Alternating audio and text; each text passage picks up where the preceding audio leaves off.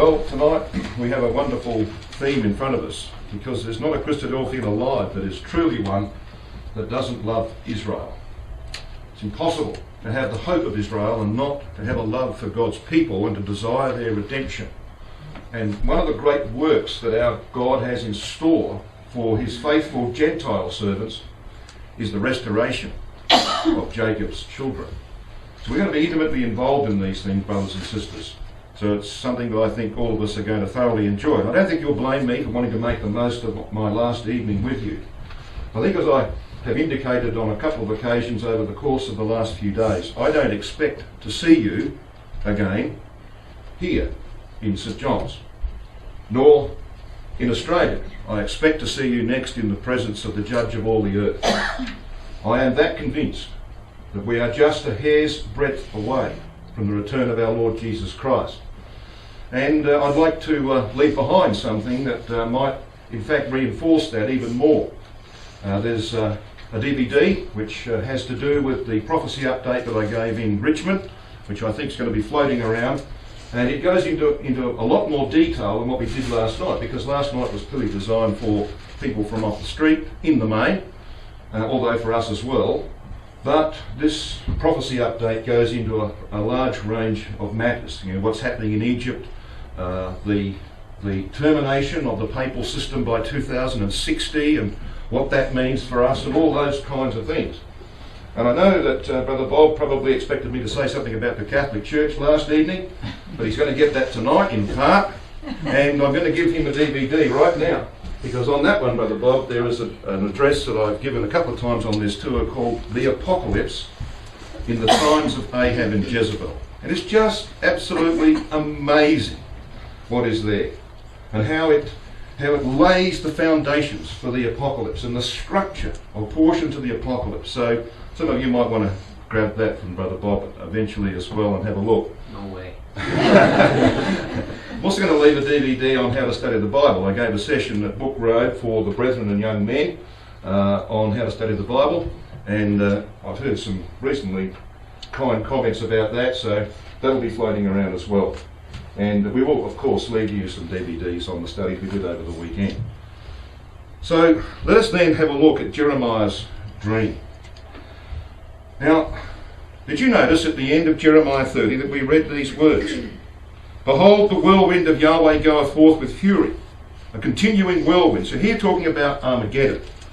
It shall fall with pain upon the head of the wicked. The fierce anger of Yahweh shall not return until he have done it, until he have performed the intents of his heart. In the latter days, so we know the time, in the latter days, ye shall consider it. But this is not the first time that you read those particular words here in the prophecy of Jeremiah. I want you to come back to Jeremiah chapter 23 and have a look at verses 19 and 20. Because here are clearly two contexts that are linked, and we need to make this link. We want to talk about Jeremiah's dream.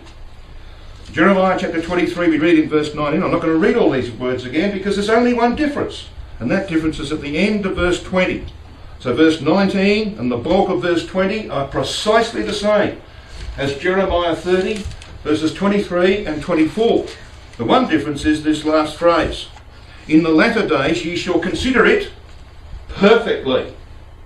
That's the only difference. So what's the Spirit trying to say to us? What's it saying to Jeremiah?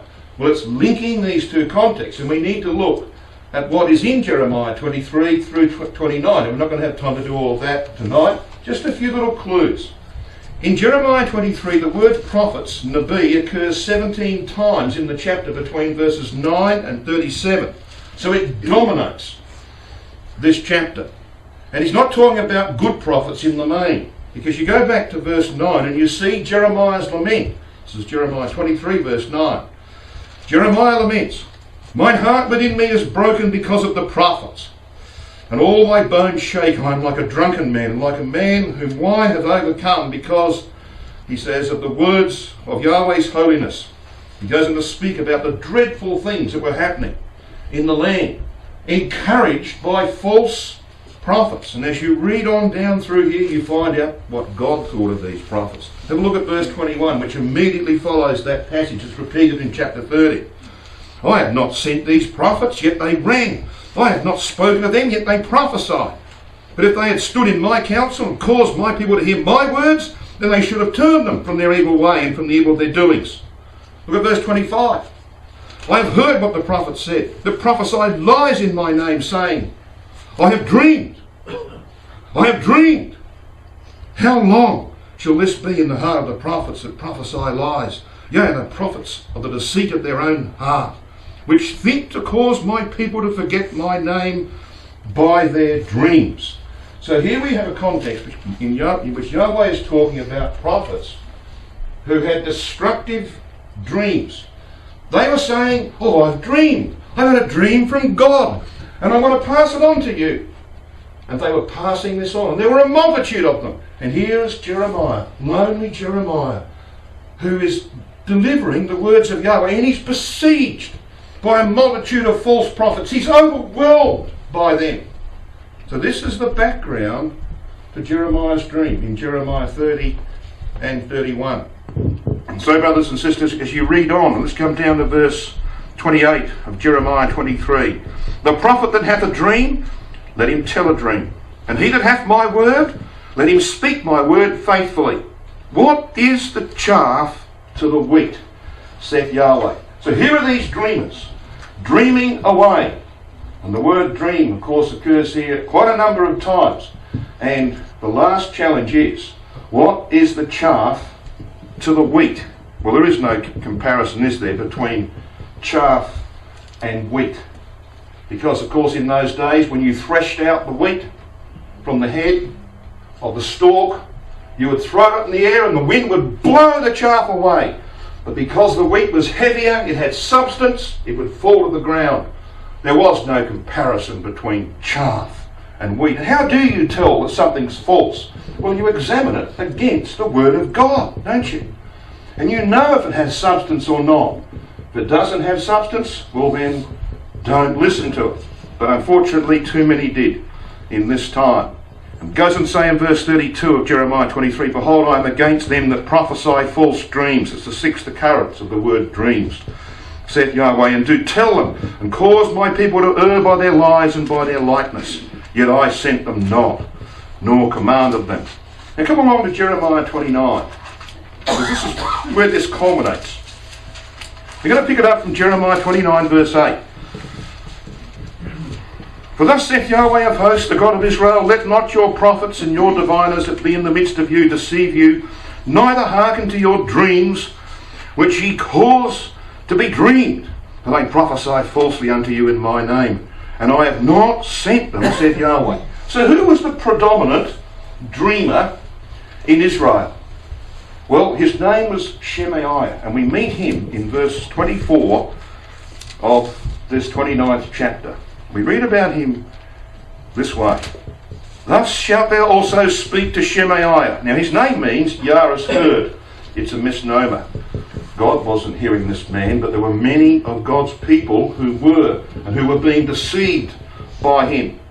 He wrote a letter. Read verse 25. Thus speaketh Yahweh of hosts, the God of Israel, saying, Because thou hast sent letters in thy name unto all the people that are at Jerusalem, and to Zephaniah the son of Maaseiah the priest, and to all the priests, saying. If you haven't got some sort of markings in your Bible which sort of bracket verses 26 to 28 inclusive, then you're probably going to be confused when you read this chapter, because this is actually the content of Shemaiah's letter to Zephaniah, the priest at the time in Jerusalem. Now, Shemaiah was a captive in Babylon.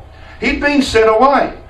And of course, Jeremiah's message was being sent to his people. In fact, in this very chapter, Jeremiah 29, the message went to them that they were to build houses, etc., because they were going to be there for 70 years. And Shemaiah said, not on your life.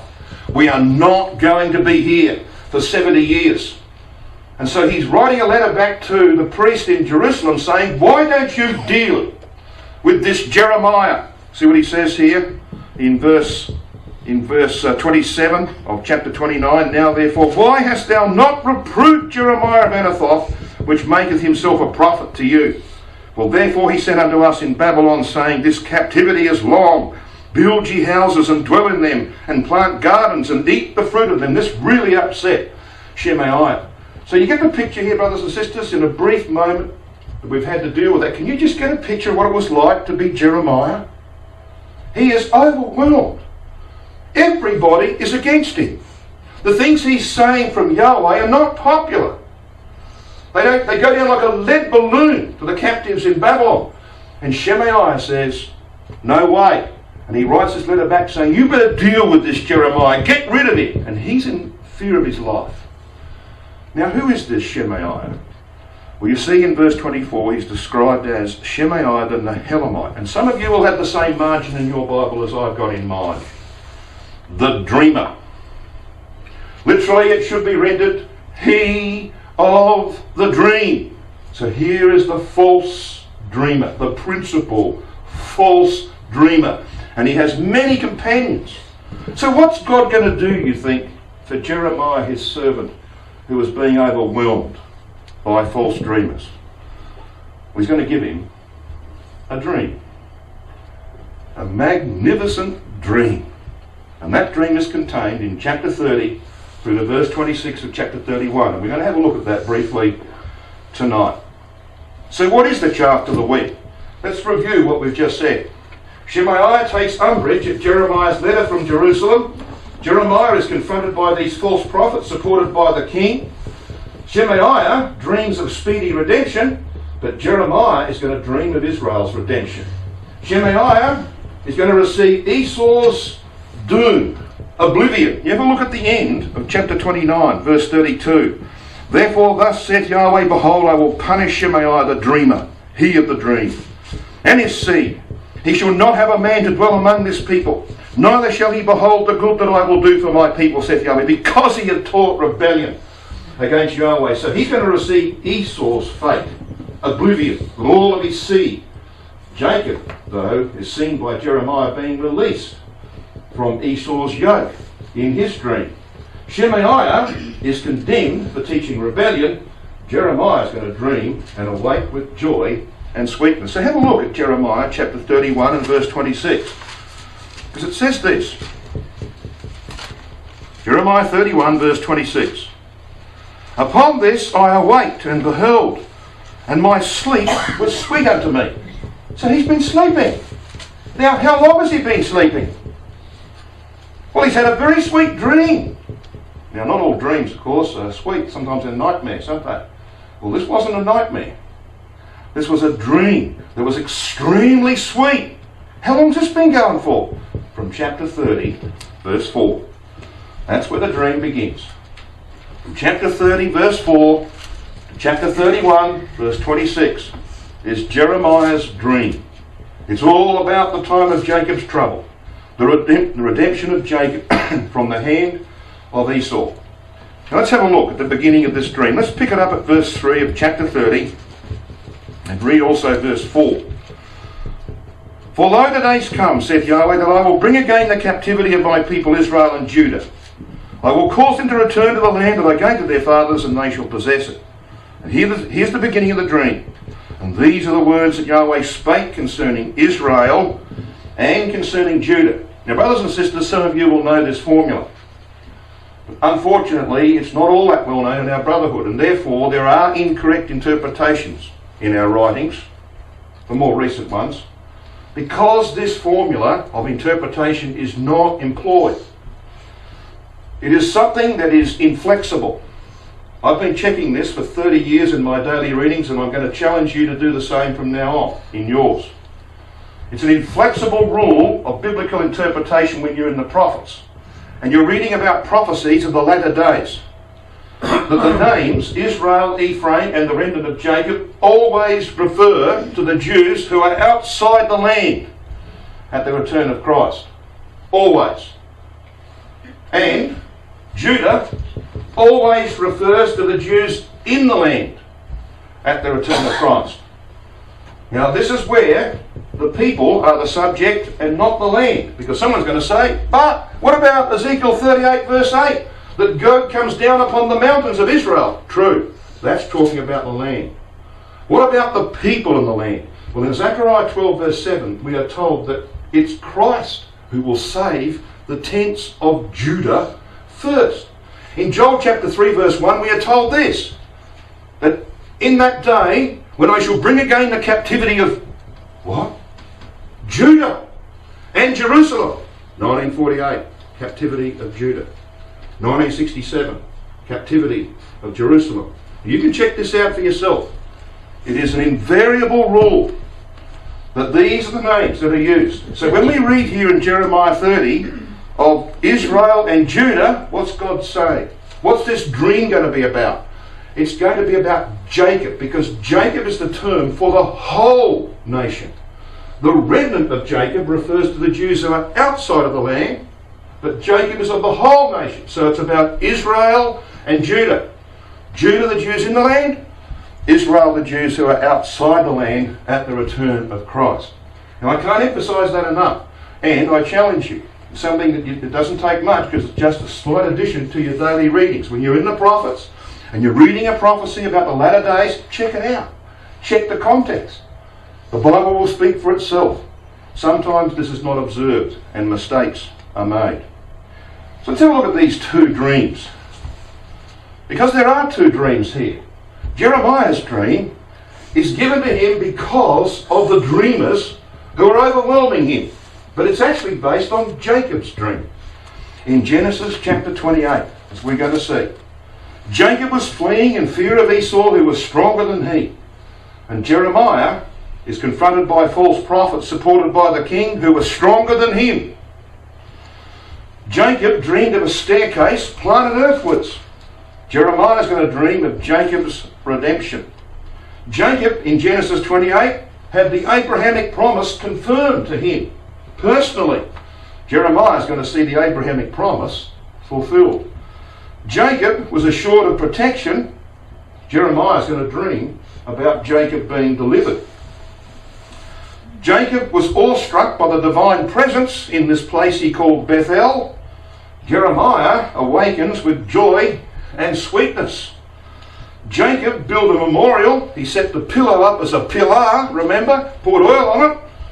Jeremiah is going to memorialise Yahweh in a very peculiar way. Jacob made a vow. And in Jeremiah's dream, it is Christ who makes the vow. Did you read that in Jeremiah chapter 30 and at verse 21? It should be in the singular, this verse.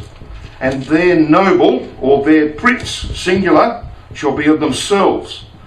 And their governor shall proceed from the midst of them. This is a reference to Christ. And then it goes on to say, for who is this that engaged his heart to approach unto me, saith Yahweh? He's the one that was sent to confirm the promises made to the fathers.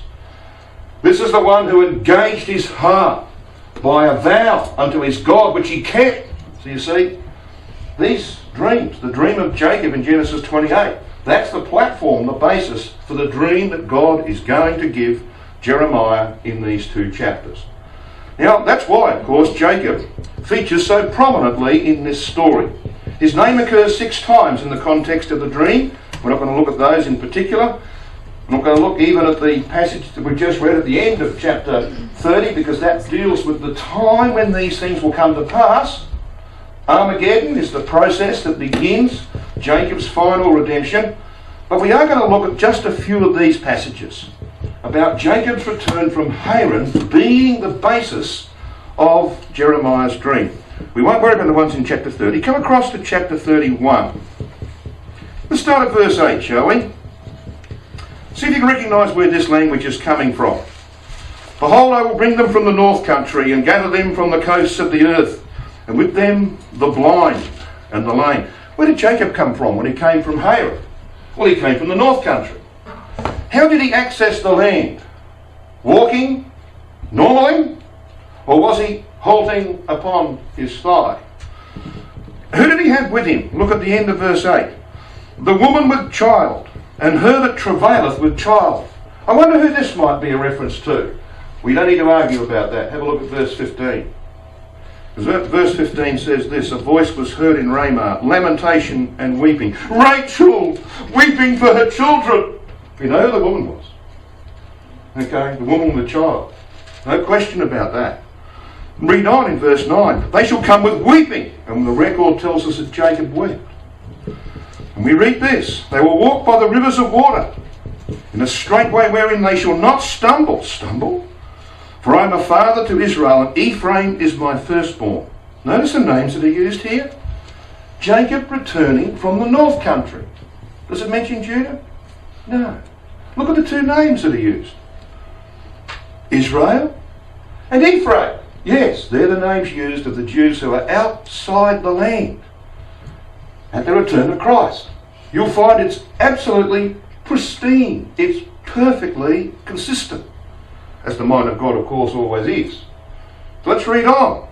Hit verse 10. Hear the word of Yahweh, O ye nations, and declare it in the isles afar off, and say, He that scattered Israel will gather him, and keep him as a shepherd doth his flock. For Yahweh hath redeemed Jacob, and ransomed him from the hand of him that was stronger than he. Now Esau is not mentioned by name in Jeremiah's dream, but he is prominent. We're going to see. He's actually mentioned in two places in the dream. We've just read one of them, chapter 31, verse 11, and the other one we'll come to in a moment. It's in Jeremiah chapter 30 and verse 8. Just one more reference here in chapter 31. Have a look at verse 19.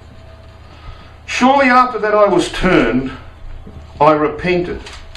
And after that I was instructed, I smote upon my thigh. Now you can't miss that, can you? I smote upon my thigh. And when we get to the end of this session tonight, if I can keep Andrew in his chair, we're going to have a talk. But what I think is, it is the best part of this study, because it actually involves us. We're going to see ourselves involved. When we go back and have a look at the longest night in Jacob's life, which is the basis of this dream. But we'll come to that in due time, and I'll try and get there so that we give ourselves adequate time to deal with it. So let's have a look then at what happened when Jacob returned to the land. He makes his way, of course. He has his confrontation with Laban at Gilead, and then he hears that Esau is coming up from the south, from Edom, with 400 men, and he's very, very fearful. It is the time of Jacob's trouble, the longest night in his life, as he prepares to meet his brother. And of course he puts his whole company across the Jabbok and stays behind. Now why would he do that? I mean, normally you'd be out in front, wouldn't you? Why does he stop behind? Send his family over the Jabbok. He's desperate to find the angels that he's seen just a while ago at Mahanaim. He hadn't seen them for 40 years. But he saw them at Mahanaim. And he's desperate to find one of those angels. And he finds one. In fact, the angel finds him. It's the angel who begins the wrestling with Jacob that goes on all night until he gets a blessing before the breaking of day. Brothers and sisters, that's a story for you and me, as we'll see. But this is the time of Jacob's trouble that Jeremiah's dream is dealing with. So back here in Jeremiah 30, let's come back to the beginning now of the dream. And let's pick up this story. It's all based upon God's intention to redeem Jacob from all his enemies and to give him peace in the land of promise. To do that, of course, he has to save him from the hand of Esau. And all of Jacob's meticulous preparation is of no good. And he knows that. That's why he stays behind. He knows that everything he's done is of no value except God save him from the hand of his brother, who was stronger than he. Now, Brother Thomas makes this statement about Edom and Esau.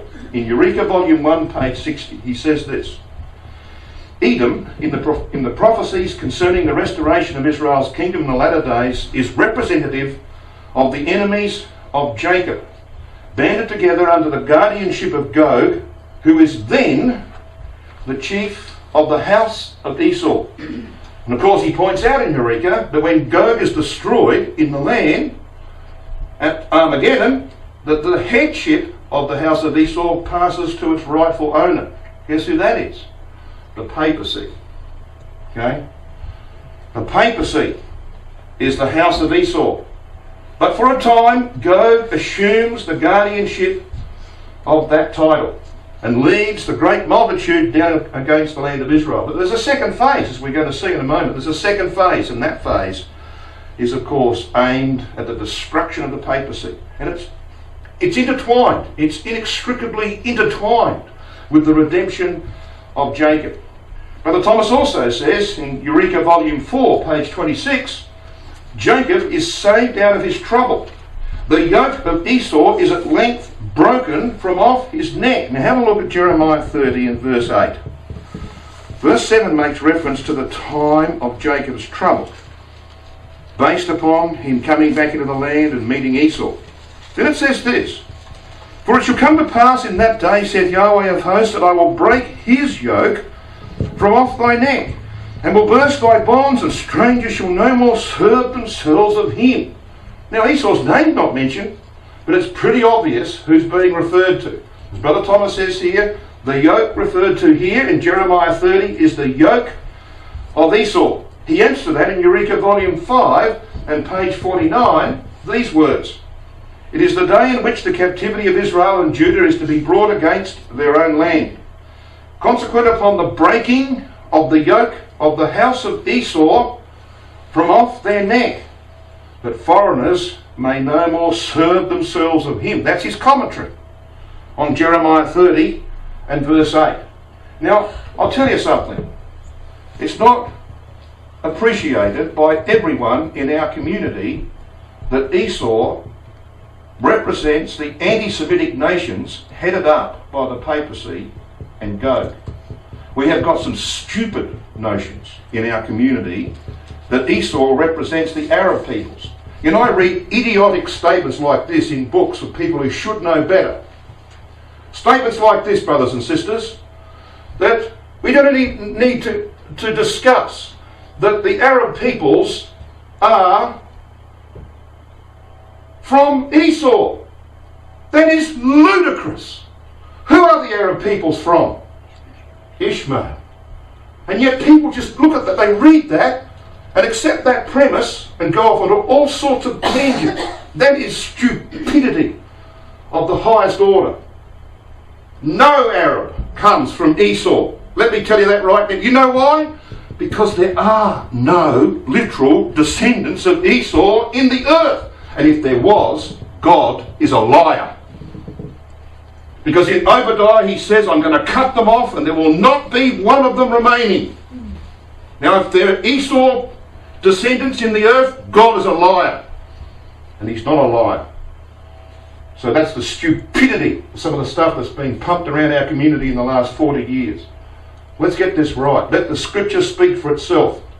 Let's identify from the Bible who Esau is. And you're going to see it's the Roman Catholic system. It's Babylon the Great. And for a time, until the events of Armageddon, Gog assumes that mantle. So here we go. Esau represents all anti-Semitic latter-day nations who seek the destruction of Israel. And Brother Thomas says this in Eureka, Volume 5, page 50. Babylon and the goat nations he's talking about, he says this. Esau will have had the dominion over Jacob long enough, and the time will now have arrived to prove to mankind that there is a God that judgeth in the earth. Esau has lived by his sword, but not righteously. He crucified the king of Israel, persecuted and killed his brethren, corrupted the faith, trod underfoot the holy city 42 months, and poured out the blood of Jacob like water upon the ground. But they who war against Zion and her sons shall be as nothing, as a thing of naught. So who was it that crucified the king of Israel? Pagan Romans, wasn't it? Who was it that persecuted and killed his brethren? Apostate, Christian Romans. Who was it that corrupted the faith? People from within our community that became the Catholic Church. Who was it that trod under the holy city, or the true ecclesia, for 1260 years, between 312 and 1572? You can go on and on. So there's no doubt about who Brother Thomas thinks Esau represents. Represents that system, which, by the way, came out of our community. The Catholic Church, never let us forget that. It came from our community by the corruption of the truth. So let's have some proof, shall we? You know, we'll use that touchstone that I mentioned in one of my talks. It was last night. We mentioned the touchstone. No point in making statements. No point in reading from Brother Thomas unless the Bible supports it.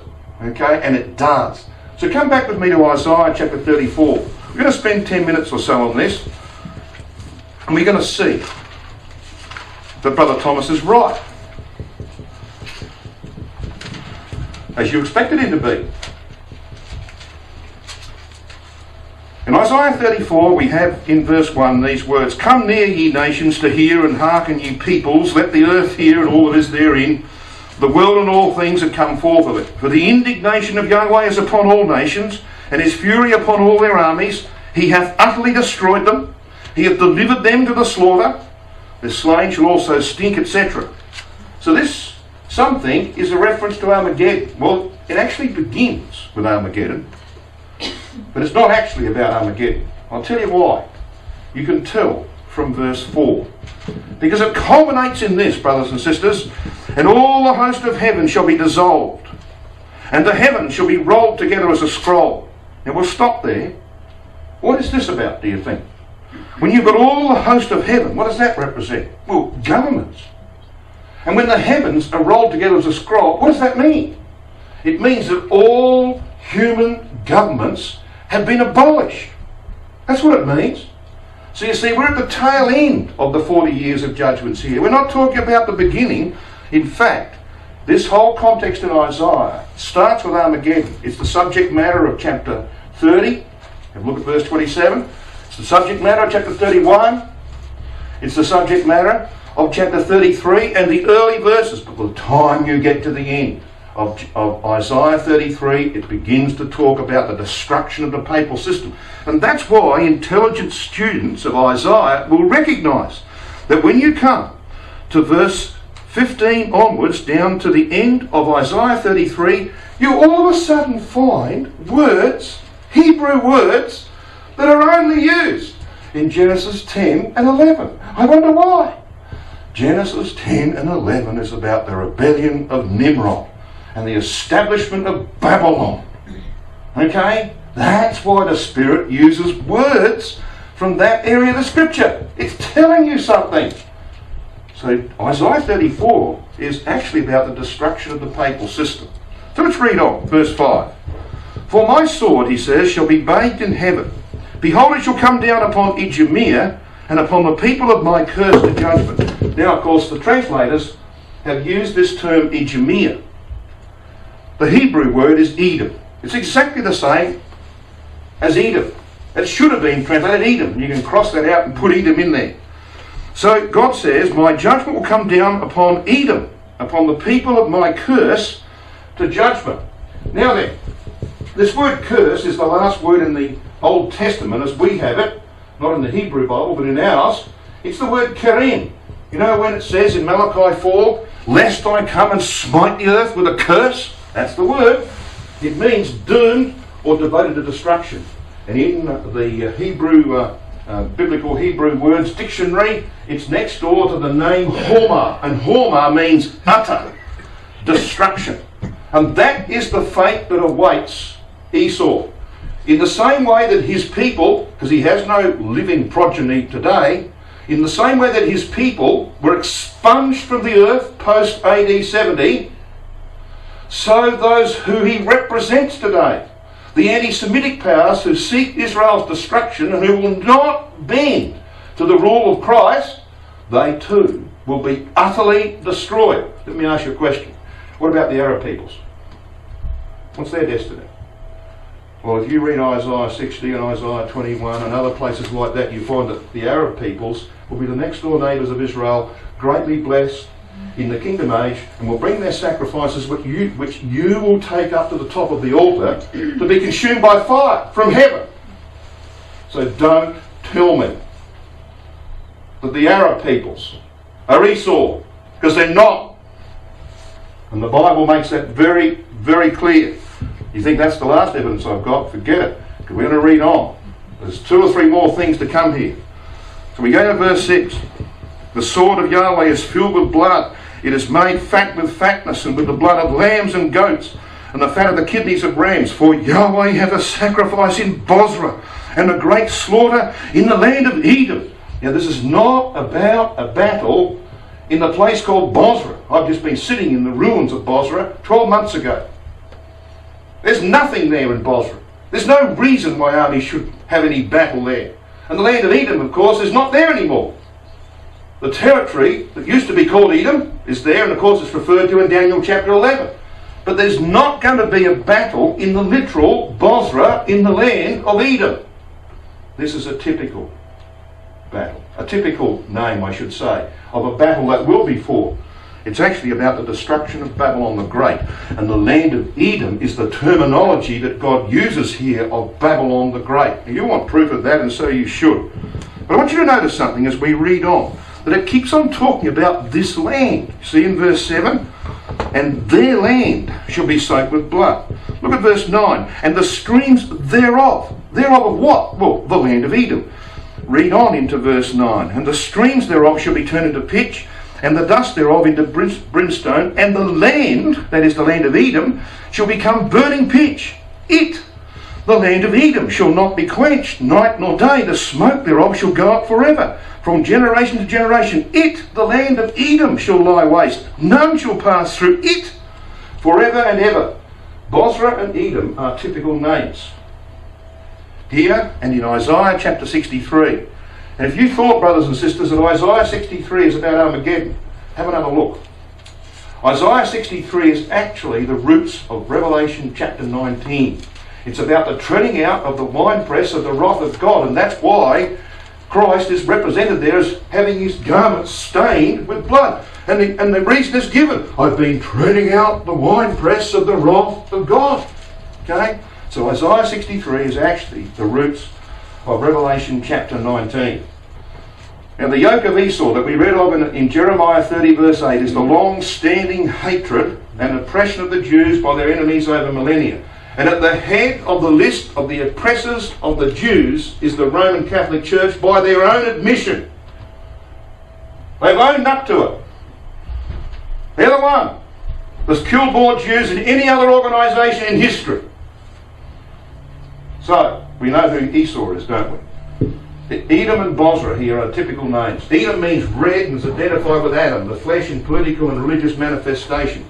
Bozrah can signify fortification, sheepfold or vintage.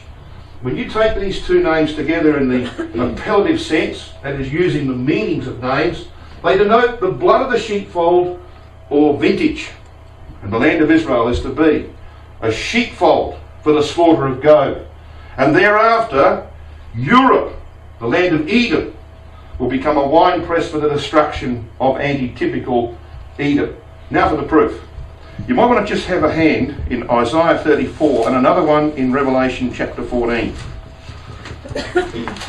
And don't lose Revelation 14, because I want to take you to chapter 18 of Revelation as soon as I finish with chapter 14.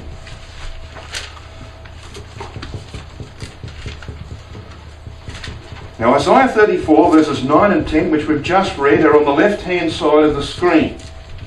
I want you to notice the words that are highlighted there in green and in yellow. And I'm going to now read Revelation 14 verses 10 and 11. They say this: the same shall drink of the wine of the wrath of God, which is poured out without mixture into the cup of his indignation, and he shall be tormented with fire and brimstone in the presence of the holy angels and in the presence of the Lamb. And the smoke of their torment ascendeth up for ever and ever. And they have no rest, day nor night, who worship the beast and his image, and whosoever receiveth the mark of his name. Now you'll notice that these words in Revelation 14 are actually being extracted from Isaiah 34. Pitch, brimstone, fire and brimstone, burning pitch. The words in yellow: the smoke thereof shall go up forever. The smoke of their torment ascendeth up for ever and ever. You can't miss those links, can you? So the language of Isaiah 34 is being picked up and used in Revelation 14. What's Revelation 14 all about? Well, verse 8 tells you. And there followed another angel saying, Babylon is fallen, is fallen. This is the beginning of the hour of divine judgment. Rome goes down the gurgler, and for the next 30 years, Elijah will bring Israel through Europe, the house of Esau, bringing judgments upon that system. That's what that's about. Now, like I said, I don't want you to lose Revelation. Just hold your hand there, but just flick back to Isaiah 34 verse 11. Now, if you have the same Bible as I've got, the Oxford Bible, will tell you, both in connection with what we've just said and with what we read in verse 11, that we should look at Revelation 14 verse 11 and Revelation 18 verse 2. So verse 11 of Isaiah reads this way: "But the cormorant and the bittern shall possess it." What's the it? Well, the land of Edom. "And the owl also and the raven shall dwell in it," the land of Edom. "And he shall stretch out upon it the line of confusion." Have a look at Revelation chapter 18, verses 1 and 2. Verse 1 tells us about the work of the mighty rainbowed angel. And it says this: "And after these things I saw another angel come down from heaven, having great power, and the earth was lightened with his glory." It's Christ and his saints. And verse 2, "And he cried mightily with a strong voice, saying, Babylon the great is fallen, and hath become the habitation of demons, and the hold of every foul spirit, and a cage of every unclean and hateful bird." Well, who are these unclean birds? Well, they're the Gentile nations, the unclean Gentile nations, who will survive the divine judgments.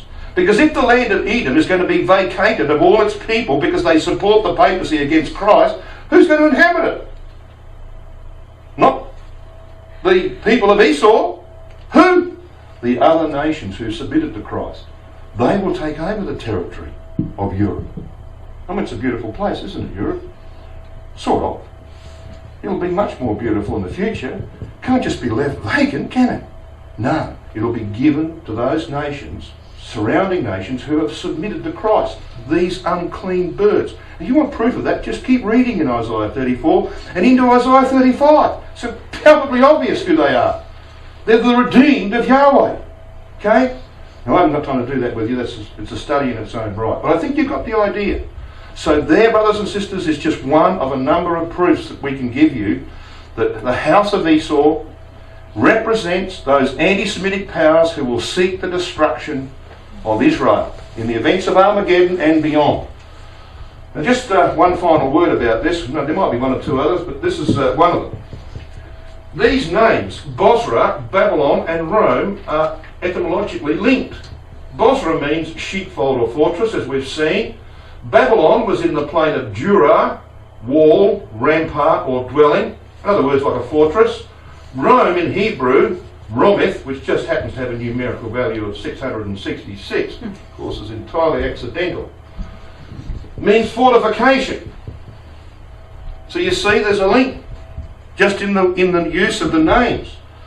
Bozrah was the capital of Edom, just as Babylon the Great or Rome is the capital of all nations who oppose Christ, as we've seen in Revelation 14 and 18. Thus, Edom symbolises all anti-Semitic nations, led by the papacy and the Catholic Church in the last days. I think this might be the final word. It comes from Brother C.C. Walker. When writing in the Ministry of the Prophets, page 508, he said this. He quotes Jewish writers to show how they saw in the oppression they suffered from Rome the rule of Esau.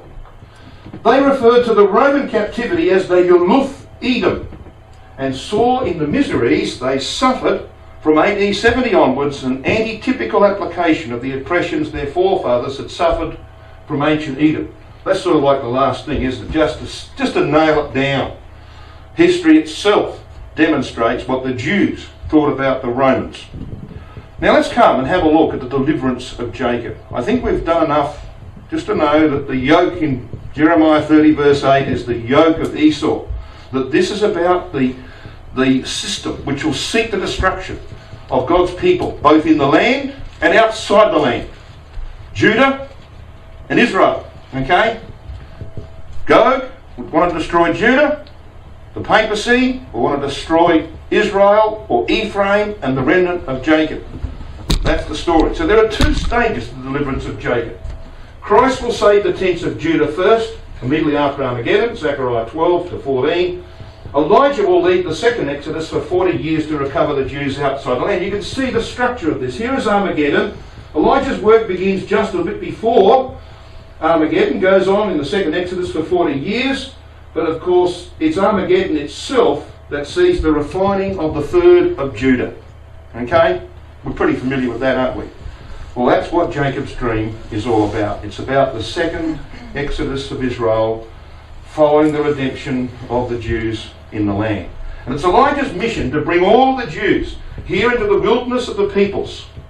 There's only one wilderness of the people in the Bible, and that, of course, is Europe. And here, he will bring them from all parts, and they will be involved in the 30 years, the hour of judgment, which will come down upon the head of those nations who oppose the rule of Christ, until finally the rebels are purged out, and they will return to the land, be baptized in the Euphrates and the Red Sea, we read in Isaiah chapter 11, and be brought into the bonds of the covenant, we read in Ezekiel chapter 20 and verse 38. Now, Zechariah 9 talks about this. I want you to come to Zechariah 9.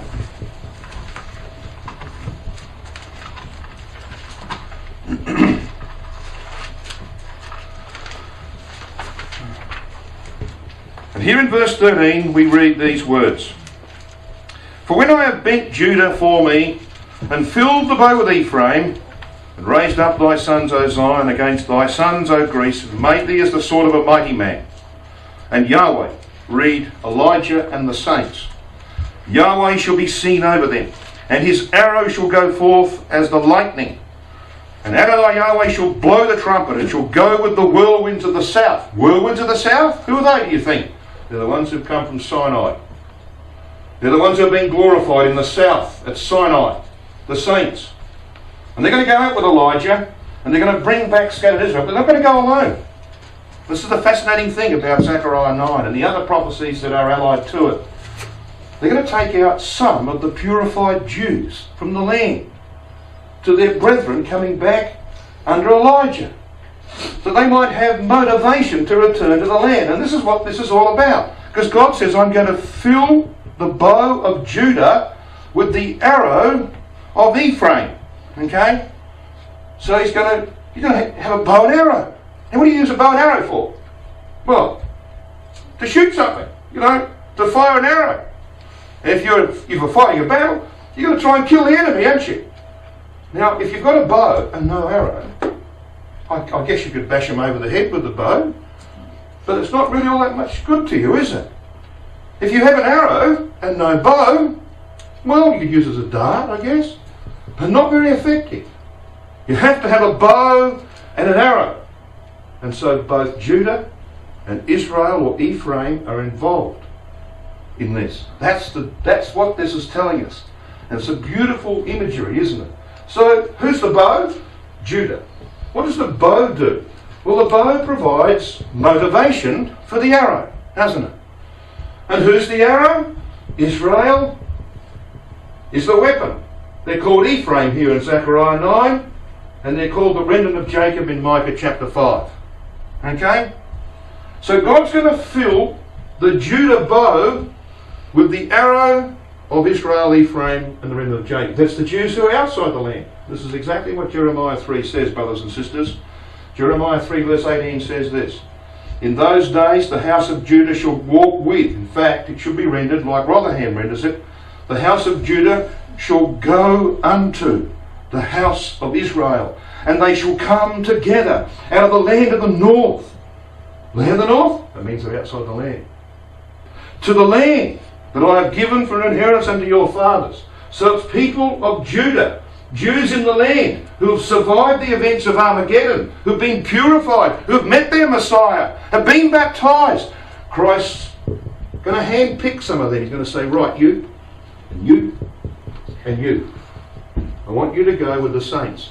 And you're going to go to Europe, and you're going to tell your brethren who have been gathered by Elijah what you've seen in this land. You're going to tell them that you've seen the Messiah and you've seen the wounds in his hands. You're going to tell them that the land is being cleansed of the debris of Gog and all of his army is being divided up. You're going to tell them that the foundations of the house of prayer for all nations has been laid. Things like that, see? And what do you reckon that's going to do for the Jews coming back under Elijah? Well, it's going to give them motivation. You see, it's going to build faith, isn't it? They're not going to take out pictures and movies to show them. They're going to tell them by word of mouth, because it's by hearing, isn't it? That faith is developed. Faith comes by hearing, and hearing by the word of God. So that's the mechanism that's going to be used. What a wonderful picture that is. So let's get down to business, shall we? Let's have a look and see what's going to happen in this period of time. Roman Catholic resistance to Christ for 40 years after Armageddon. Armageddon will see the papacy in this image. A woman sitting astride a scarlet-coloured beast with 7 heads and 10 horns. It's a revival of the beast of the sea. She sits upon many waters. Okay? This is the power that Christ and the saints confront at Armageddon. Now, they don't directly confront this power because, of course, the papacy's not going to... The Pope's not going to be in Jerusalem. He'll stay back in Rome. He's got his emissary. He's got Gog, who's for the time the head of the house of Esau, coming down upon the land. And so when Gog is defeated in the land, it's going to be a very heavy blow for that system. Armageddon, of course, is the sign of the Son of Man in heaven of Matthew chapter 24 and verse 30. So the papacy is going to receive a heavy blow. Not going to stop them, is it? Because Psalm 2 will be fulfilled, brothers and sisters. Post-Armageddon, when God has set his anointed upon his throne, the throne of David, yet have I set my king upon my holy hill of Zion. And the nations are in tumult. And they're rising up against this king of the Jews, who they say will be the Antichrist. We've been talking about the Antichrist, and here he is. And many of their people will believe them foolishly. And they will rise up and they will rebuild that system. And it will rebel against Christ for 10 years until Rome goes down the gurgler. Revelation 14 verse 8. 10 years after Armageddon. That will be another heavy blow. You think that that's going to stop them? No. They will rebuild that system in Magog. So they'll just shift from Rome, which won't be there anymore. Pope that was there, he's gone. They will shift to Central Europe and elect a new Pope. And away they go again for another 30 years. But by now, Elijah has got Israel in the wilderness of the peoples. And they are the arrow that's going to strike through the heart of the enemy in this hour of judgment. Until finally, this system, the false prophet and the beast, which here is the revived Holy Roman Empire, is utterly destroyed towards the end of this period of divine judgment. It has to be destroyed by 2060, brothers and sisters. That system has to be utterly gone by 2060. It's 49 years away. And between the resurrection and Christ walking his bride around his house, as it's about to open to international worship, is 50 years. Now you know why I don't think I'm going to see you in St. John's again. We are a whisker, just a whisker away from the return of Christ. So that DVD on the prophecy update will fill out the details for you, if you wish. Finally, Christ will have his universal rule over all the earth. And Elijah will complete the second exodus of Israel. And the Jews who come back unto him, a new generation of them, by the way, the older ones perished in the wilderness, just like their fathers, for they lacked faith. A new generation settled in the land amongst their brethren, in the tribes that are specified to them. And all nations will come and submit to Christ, and you will open the temple for worship. Now, this is where I really want to start talking. This is the most important part of this study. You got another 10 minutes, you reckon? You can stand that? Okay, let's go. Because this is about us. It's about us as well as about Israel. Now you know the story, don't you, of Jabbok? Genesis 32. Let's just come back to Genesis 32. And you're going to see why in a moment we are back here. It's actually part of Jeremiah's dream.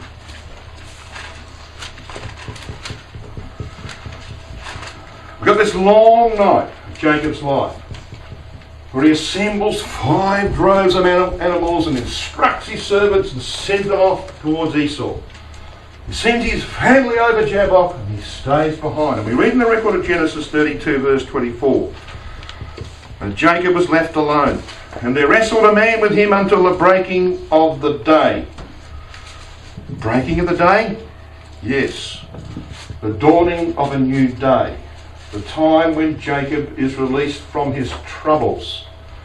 So we know what day that is, don't we? It's the dawning of the kingdom of God. And when he saw that he prevailed not against him, he touched the hollow of his thigh, and the hollow of Jacob's thigh was out of joint as he wrestled with him.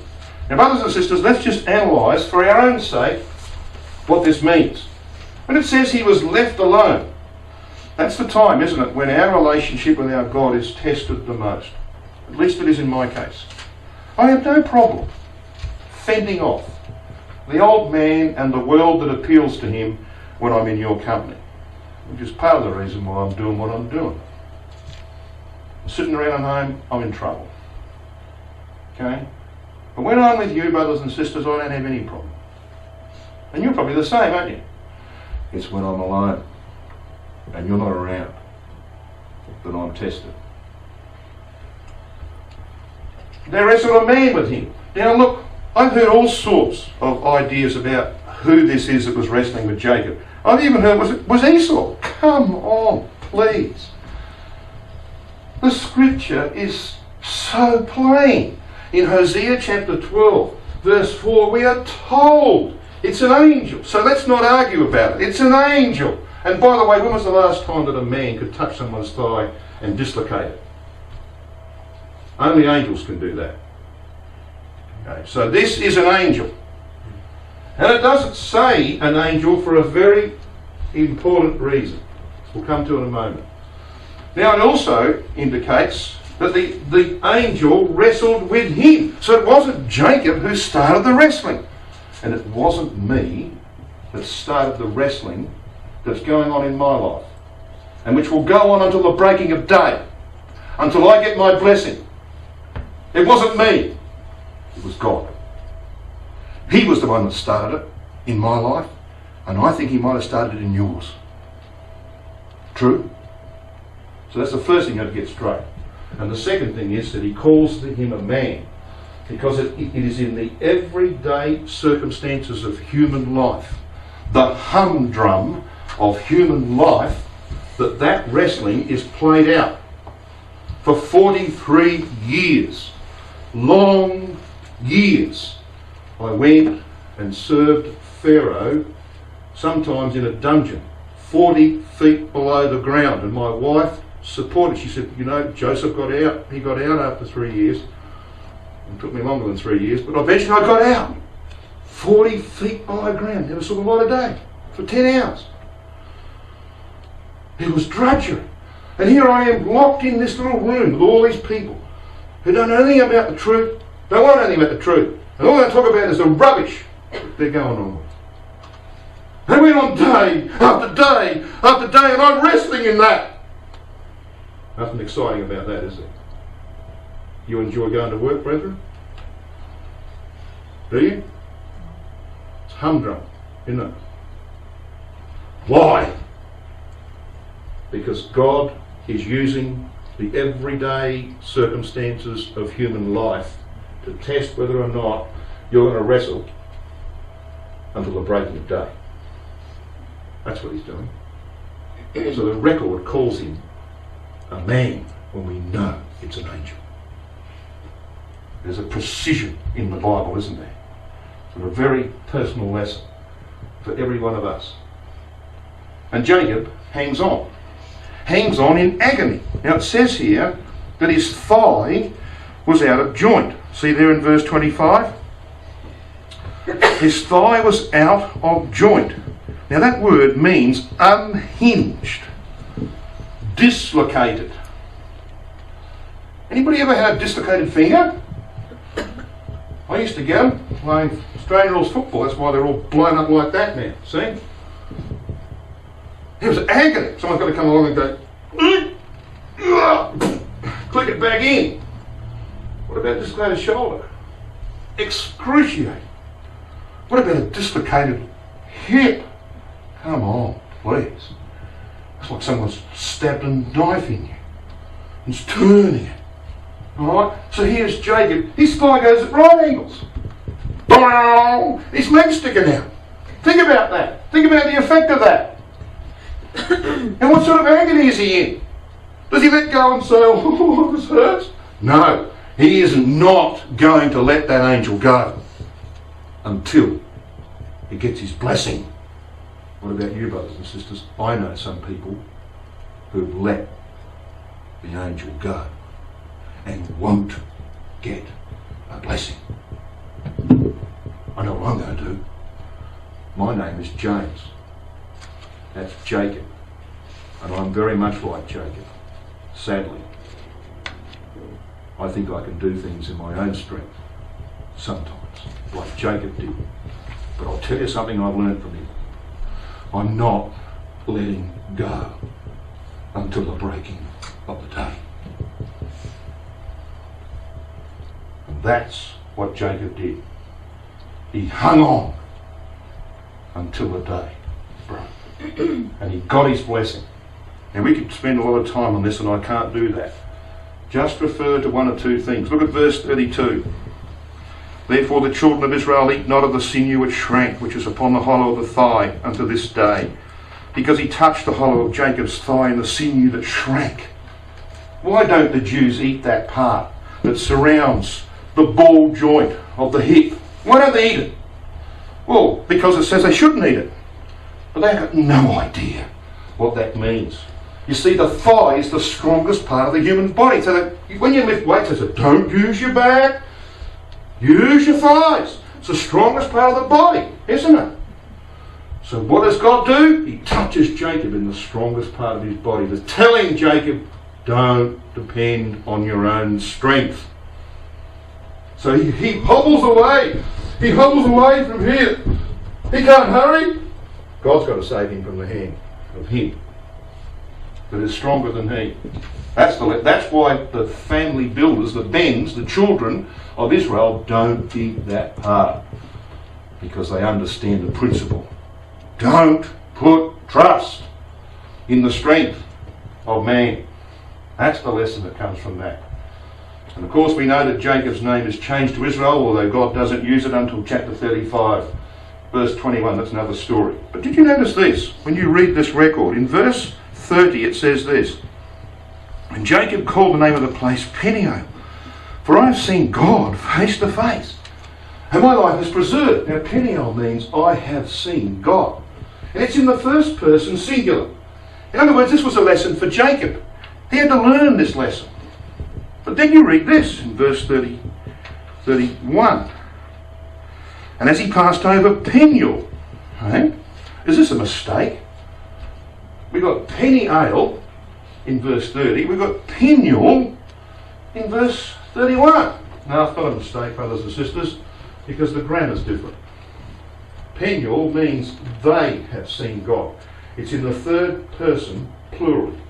So whereas Peniel is a lesson for Jacob, Peniel is a lesson for everyone. Every one of Jacob's descendants, natural or spiritual. We've all got to learn this lesson. And here was Jacob looking the angel in the face. He's staring him in the face like this. And the angel says, I'm changing your name, Jacob. Get a picture of this. He's hanging on to the angel. You couldn't get any closer if you tried. Like this. I'm changing your name, Jacob. Your name is no longer heel catcher. You are a prince. You will prevail with God. And Jacob says, what's your name? He says, mind your own business. Why did he say that? This is not a relationship of equality, Jacob. I could flick you away like that if I wanted to. I'm just letting you hang on. I'm just letting you hang on. And you can hang on to the breaking of day. and I'll give you your blessing. Isn't that terrific, brothers and sisters? It's exactly where we are. And it won't be very long, and that's exactly where Jacob's natural children will be. Now come back with me to Jeremiah chapter 30.